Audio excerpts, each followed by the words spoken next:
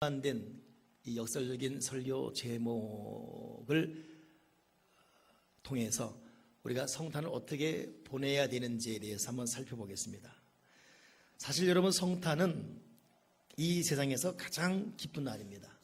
우리 개인적으로도 누가 태어난다는 것은 기쁜 것 아니겠습니까? 저는 그 탄생의 기쁨을 어릴 때 느꼈어요. 성탄 때만 되면 제가 단골 메뉴로 하는 말인데 또 듣기를 바랍니다.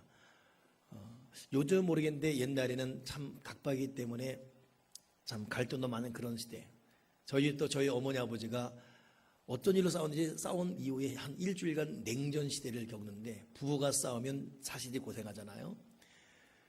근데 저희가 집 기르는 개 해피라는 스피치가 있었어요. 이 개가 새끼를 낳았습니다. 근데 일주일 동안 냉전하면서 말을 안 하던 부모님이 개가 새끼 낳았네, 이 한마디에 아버지가 말을 하고 어머니가 말을 하고, 그 개새끼 때문에 서로 말을 하면서 집안 분위기가 회복된, 난 어릴 때도 개가 새끼를 낳아도 이게 집안이 화목해지는구나. 우리 각자 집에 여러분 아이 탄생하면 얼마나 기뻐집니까? 여러분, 성탄, 하나님의 아들 예수 그리스도 탄생했다. 이것은 세상에서 가장 기쁜 날입니다. 오늘 이 본문에 나오지 않지만은 누가복음 2장 10절에 보게 되면, 무서 말라, 보라 내가 온 백성에게 미칠 큰 기쁨의 좋은 소식을 너에게 전하노라. 단정적으로 말해놨어요.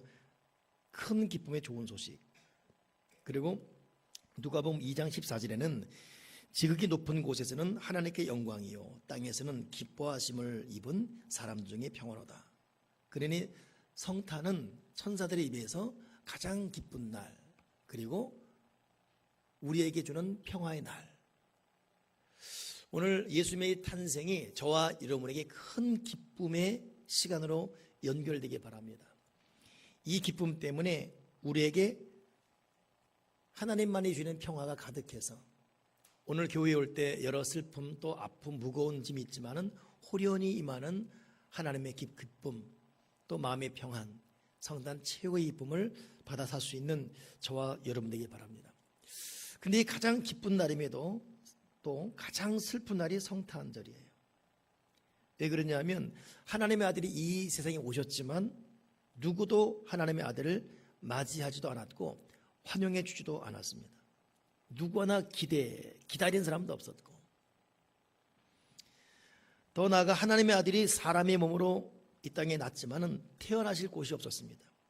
그래서 누가복음 오게 되면 거기 있을 그때에 해산할 날에 차서 맏아들라 강보로 쌓아 구유에 누웠으니 이는 사관에 있을 곳이 없음이로라. 이렇게 말하면 왠지 낭만적으로 들리죠. 구유라는 것은 말밥통이에요. 여물통. 사관이라는 것은 여인숙입니다. 숙소지요. 그러니 숙소가 없어서 말밥통에 낳는 이 고통, 맞이하는 사람도 없고 태어날 장소도 없고 집도 없고 사람도 없고. 근데 슬픔은 여기서 그치지 않고 예수님은 태어나자마자 애굽으로 피신하게 됩니다. 그것이 오늘 본문에 나와 있지요. 왕이 태어났다는 말 듣고 헤롯 왕이 시기 질투합니다. 그리고 내가 왕인데 누가 왕이란 말이야. 그리고 그 태어난 아이를 찾으려고 하다가 찾지 못하니까 산의 아이를 줄줄이 다 죽여버립니다. 이 헤롯 왕 때문에 어쩔 수 없이 이 육신의 어머니 마리아 요셉은 아기 예수 데리고 먼 길 이집트까지 피난하게 됩니다. 그 김상봉 목사라는 분이 설교 시간에 했던 말을 제가 기억해요. 그분은 지금 벌써 80이 다 된 분인데 6.25 때 천신만고 끝에 피난 내려와 살았습니다. 그리고 부산까지 피난 내려가는데 그때가 12월. 부모 잃고 헤어지고 많이 죽고 배고프고, 그리고 부산 내려갔지만은 누가 거들봐 줍니까? 다 텃세 부리고, 특히 이북에서 내려온 사람들은 더 고생 많았지요. 근데 그때 성탄절인데 자기는 배고프고 부모 없고 아프고 서럽고, 그런데 성탄절이라고 막 기뻐하더래요. 그때 어린 마음에 성탄절은 기뻐하는 날이 아닌데, 성탄절은 슬퍼하는 날인데, 내가 지금 슬픈데, 그렇게 마음을 가졌다는 그런 얘기 들은 적이 있습니다. 물론 자기 어떤 입장에서 한 말이겠지만, 성탄절이 분명히 기쁜 날임에도 불구하고 이 성탄절을 즐길 수 없는 사람들이 있습니다. 집을 잃고, 때로는 심각한 병을 앓고, 지독한 경제난 때문에 물질의 고통이 있고, 주어진 책임 때문에 어깨가 무겁고, 이게 사는 것 같지 않은 성탄의 흥미로움, 또 캐롤의 아름다움, 이런 추억, 낭만, 잊어버린 지 오래된, 어찌 보면 우리 현대인들이 다 그렇게 살고 있습니다. 제가 여러 계층의 사람 만납니다. 우리 교우들도, 또 우리 교회 아닌 사람들도.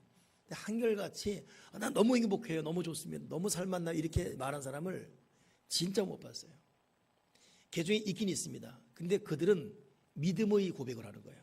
감사합니다. 그냥 내가 볼 때 너무너무 없어요, 힘들고. 근데도 믿음의 고백으로 진짜는 고백이죠. 진짜 고백이죠. 근데 인간적으로 볼 때는 다 어렵고 다 힘들어요. 말 그대로 이 가시적 현상으로는 참 슬픈 시간들을 보내고 있습니다. 어찌 보면 예수님도 환영하는 사람 없고, 들어갈 집도 없고, 여기에서 또 도망가야 되는 이 고통. 그러니 성탄은 가장 기쁜 날이고 동시에 가장 슬픈 날이다. 근데 이렇게 끝나기는 아쉬움이 있습니다. 그래서 오늘 제가 설교 제목을 안 넣어놨어요. 그게 뭐냐면 슬픈 날이고 기쁜 날이다. 기쁜 날이고 슬픈 날이지만 성탄은 한편으로는 감동적인 날이다라는 거. 여러분, 성탄은 가장 감동적인 날이고 반드시 그래야만 됩니다. 이것이 성탄을 맞이하는 저와 여러분의 자세입니다. 아무도 거들떠 보지 않고 갈 곳도 없었는데 유일하게 오늘 예수님의 탄생을 그 먼 길 찾아온 사람들이 있죠. 누굽니까? 동방박사들입니다. 이 동방박사가 황금과 유황과 모략을 가지고 경배에 온 거예요. 가장 귀한 소물을 가지고 먼 곳에서. 마태복음 2장 2절 오늘 본문이 있지 않습니까? 우리가 동방에서 그의 별을 보고 그에게 경배하러 왔노라. 이 동방에서 온 박사들은 유대인이 아닙니다. 히브리 종교를 믿던 사람도 아니에요. 이방 종교를 믿던 이방인들입니다. 전설에 의하면 이 동방 박사들은 이름이 카스파, 멜키오, 그리고 발사사입니다. 이 카스파라는 것은 이 사람 아프리카를 상징하고, 멜키오는 유럽을 상징해요. 벨사살은 서남아시아를 상징합니다. 이건 히브리 전설에 나온 얘기예요. 그러니 이 동방박사의 어떤 특징은 가장 많이 배운 학자들이고, 이 때문에 명예도 얻었고, 각 지역의 대표들이고, 이들이 황금과 유황과 모략을 갖고 온 거예요. 황금이라는 것은 여러분 왕의 상징입니다. 이분이 왕이다, 이런 마음으로 한 사람이 태어난 아기가 왕임을 입증하려고 갖고 온 거예요. 그 왕이라는 것은 명예, 물질 다 들어있죠. 그래서 황금이에요.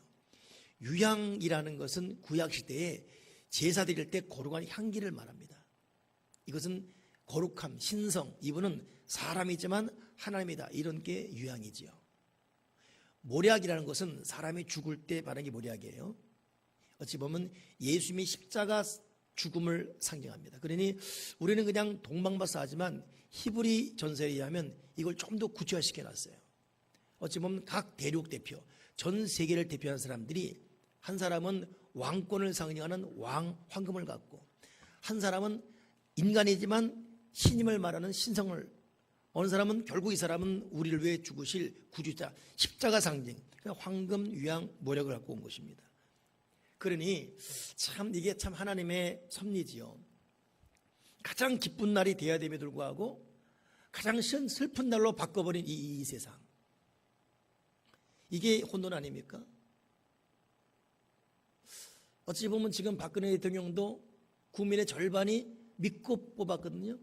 근데 지금 가장 슬픈 날로 만들어 놓고 말았어요. 이것이 세상사입니다. 누군가를 믿었는데 반드시 그렇게 돼야 되는데 그렇지 않은 현실을 만드는 것. 어찌 보면 하나님이 이 땅에 오셨습니다. 열렬히 환영하고 축제가 되어야 되는데 이걸 시기하고 질투하고 인간의 죄악 때문에 세상을 엉망진창 만들어버리고 되려 예수님 태어나신 날 예수님의 동갑들은 다 죽었어요.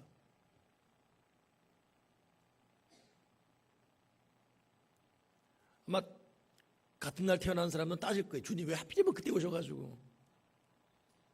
주님의 동갑들은 다 죽었습니다. 그때 베들레헴 애기들은. 가장 비극. 이 모순 속에 우리가 살고 있습니다. 이게 성탄의 모순입니다. 근데 하나님은 모순으로 절대 끝나게 하는 분이 아니에요. 하나님의 예비하신 동방박사가 준비되고 있습니다. 생각자는 사람들이, 생각자는 먼 곳에서 예상치 못한 상징적 물건을 가지고 아기 예수를 경배하러 오는 이 모습, 이게 하나님의 섭리입니다. 여러분, 우리가 모순 속에 살고 있지만 하나님의 섭리는 여전히 우리를 추적하고 있고 그 섭리는 우리를 능가하며 하나님의 때를 이루십니다. 칼빈 기독교 강요 공부하다 보니까 거기 예언이라는 것을 칼빈이 어떻게 했냐면, 예언이라는 것은 인간의 추측을 능가하는 것이다. 인간의 예상을 넘어선 것이 예언이다 이거예요. 그러니 여러분, 우리 예수 믿으면서 섣불리 예언한다고 말하지 마십시오. 자기 꿈, 무슨 자기 어떤 느낌, 자기 기도가 받은 것, 이거 그대로 여러분 예언의 것처럼 말하면 실수하는 거예요. 우리는 정말로 여러분 하나님의 뜻이라는 건 정말 제가 제일 정확한 것은 지나놓고 보니까 하나님의 뜻이 여기구나. 하나님 감사합니다. 그럴 때 우리는 죽든 살든 그저 흥하든 망하든 주님의 뜻대로 되길 바랍니다. 이렇게 살아가는 것이 가장 여러분 보편적 진리입니다. 어느 사람 너무 급해요. 툭 말해놓고 아니 말고 이런 식이에요. 여러분, 예언은 그렇게 남발하는 게 아니에요. 예언은 우리의 추측, 우리의 느낌을 초월합니다.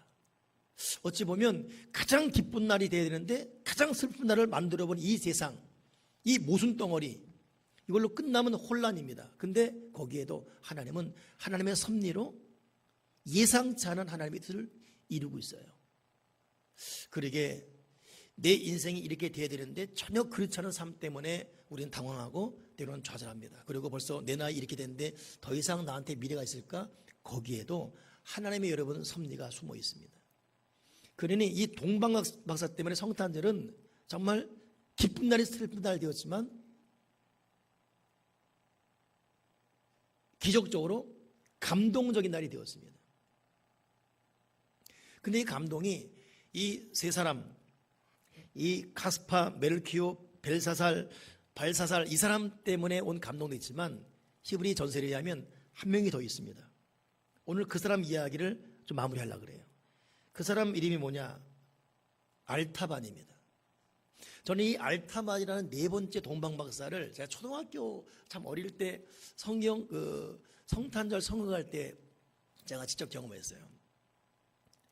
이 다른 세 명의 동방박사는 황금도 있고 유황도 있고 모략도 있어요. 근데 알타반은 계속 그냥 무대에서 왔다리 갔다리 합니다.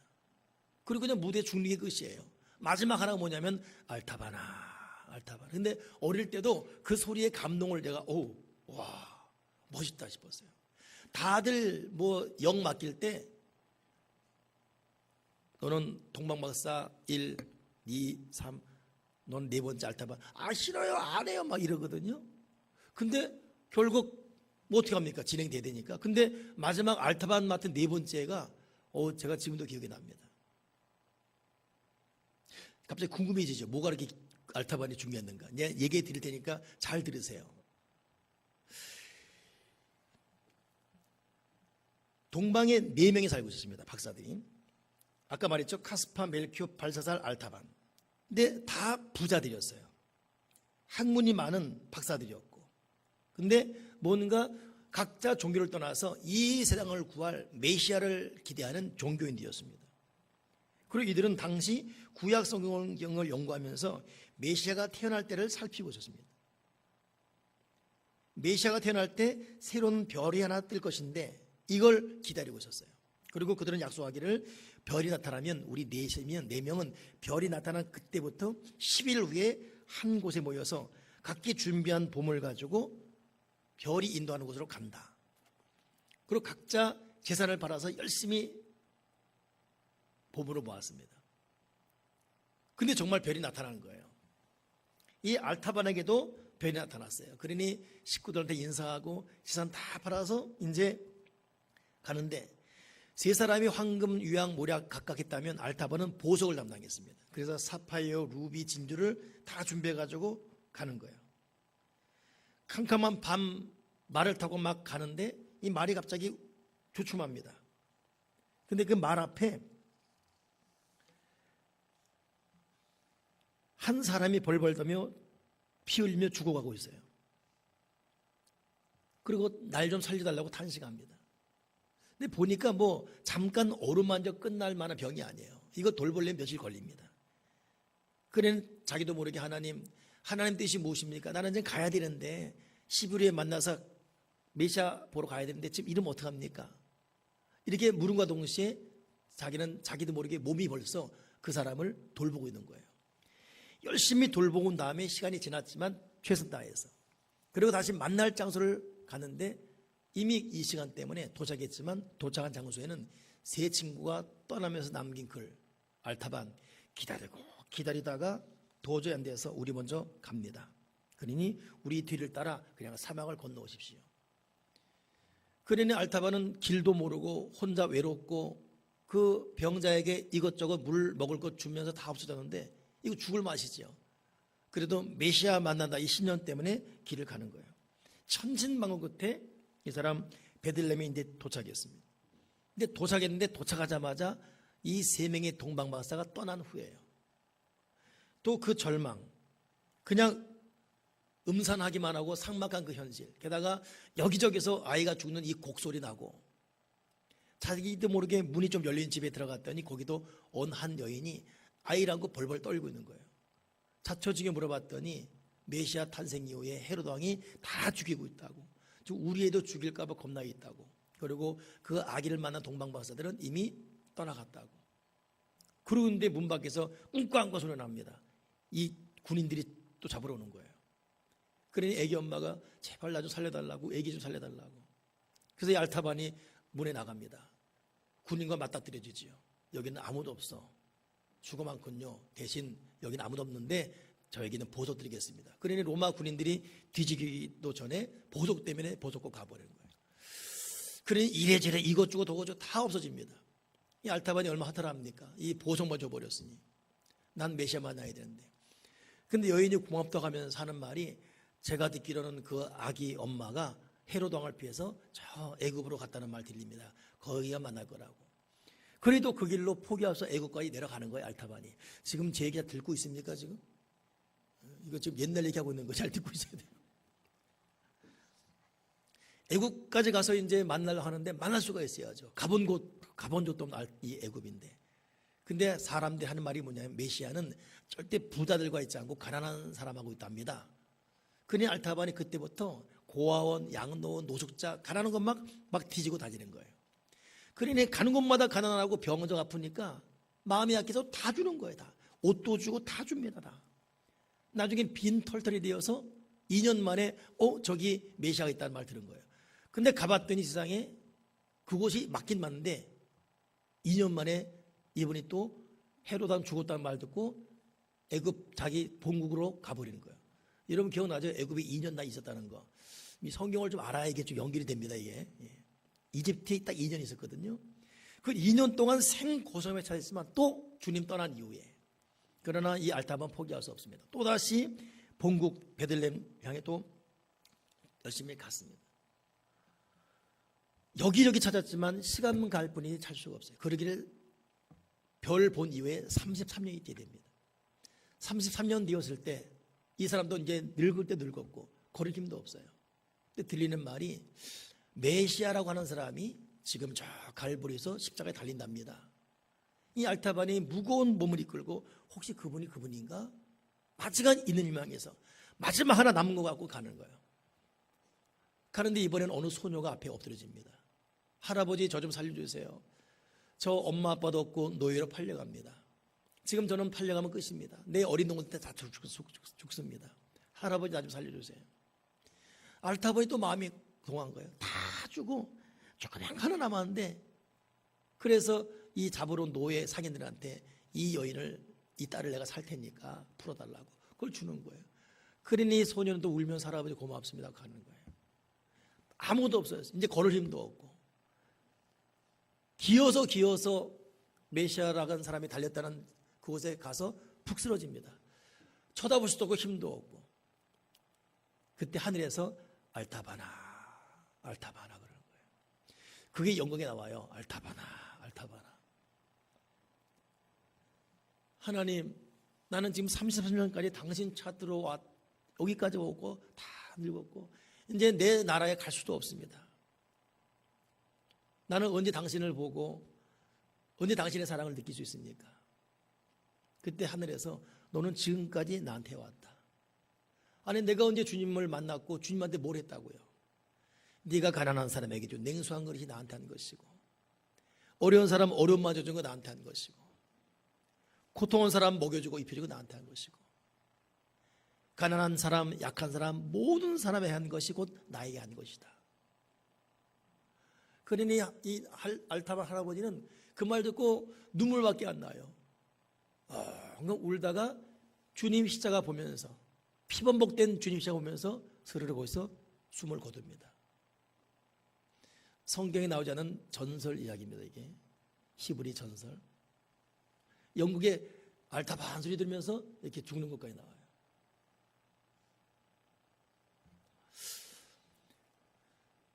여러분 오늘 이 설교를 어떻게 제가 또 여러분이 정리해야 되겠습니까?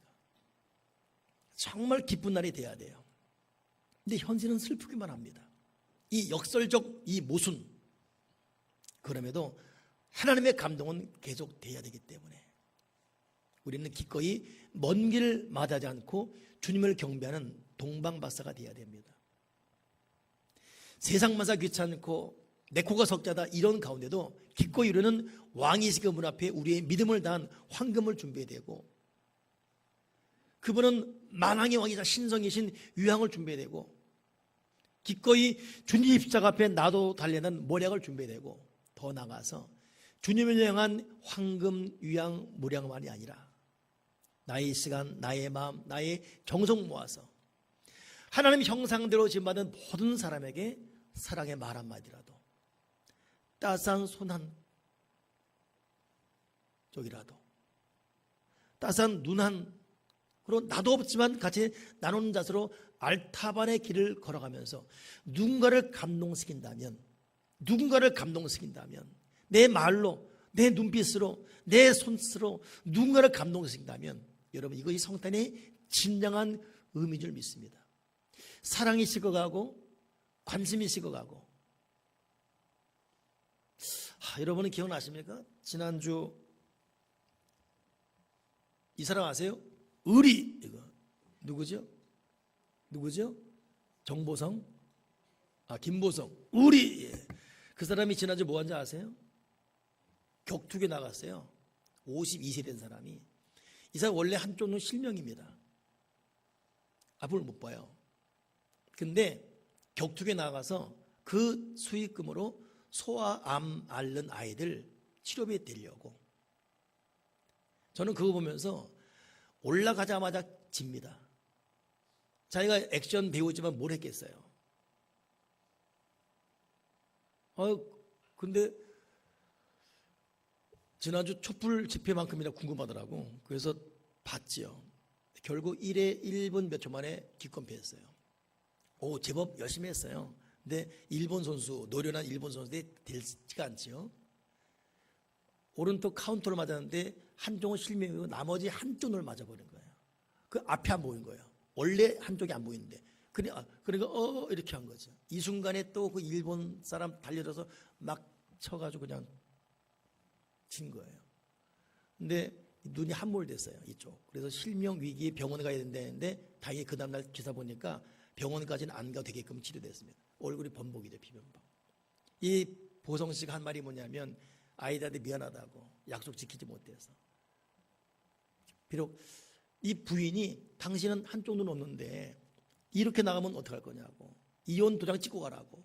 이 보성 씨가 무릎 꿇고 여보 한 번만 시간 달라고. 내가 살아 돌아올 것이고 이거에서 소아암 아이들 돕겠다고. 그 부인이 얼마나 마음 아팠겠어요. 근데 그 남편의 열정 때문에 결국 허락해 준 거예요. 근데 제가 볼 때 그 링에는 부인 안 나온 것 같아요. 근데 아들 둘이 나왔어요. 두드려 맞고 이게 피로 번복된 아버지 옆에서 우리 아빠 장하다고. 아빠랑 사이죠. 막 눈물 왈칵 나더라고요. 나는 목사인데 보성보다 못한 것 같아요. 그 사람을 예수 믿지 않는지 모르겠어요. 그러나 그 사람은 감동을 주는 거예요. 우리 눈 한 적 터지면서도 우리 이러면서. 여러분, 성탄은 근데 그 아들이 그 아들을 아버지 안고 있는데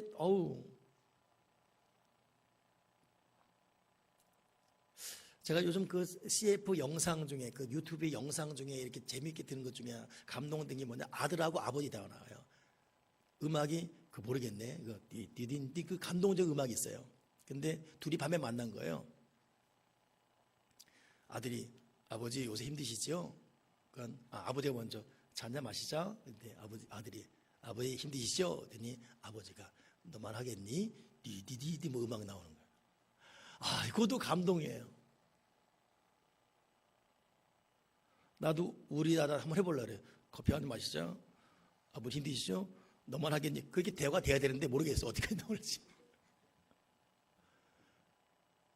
난 그래서 그 김보성 영화 배우 그 사람 보면서 얼마나 마음이 뭉클하고, 그래도 이 시대에 희망이 있다는 거.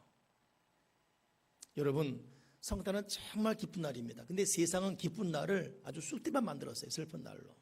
우리 이렇게 끝나야 되겠습니까? 나도 어렵고 너도 어렵고 믿을 놈 아무도 없다 뭐 이렇게 그냥 끝나야 되겠습니까? 여러분, 감동의 주체 되길 바랍니다.